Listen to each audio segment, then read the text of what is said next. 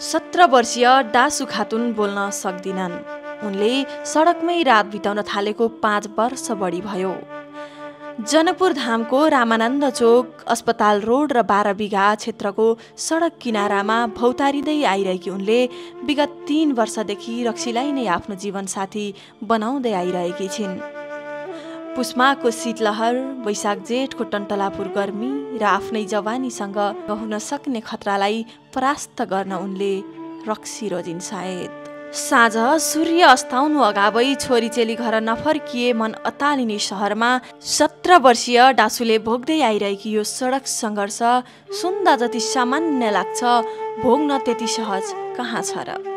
उनी प्रष्ट बोल्न सक्दिनन्। रोई कराई हारगुहार गरी सहयोग माग्न सक्ने शारीरिक सबलता पनि उनमा देखिँदैन।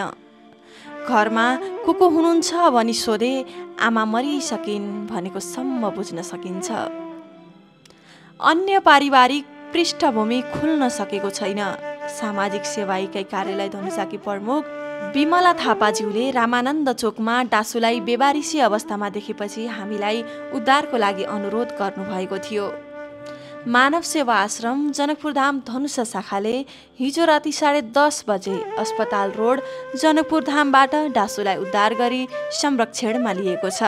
मानव सेवा आश्रम डासु जस्तै जसको कोही छैन, जसको केही छैन, उनैको सेवामा समर्पित हुँदै आइरहेको विशुद्ध सामाजिक संस्था हो। उद्धार कार्यमा निरन्तर साथ, सहयोग र अभिभावकीय भूमिका निर्वाह गर्दै आइरहेको जिल्ला प्रहरी कार्यालय धनुषा परिवारप्रति हार्दिक आभार, सादर नमन।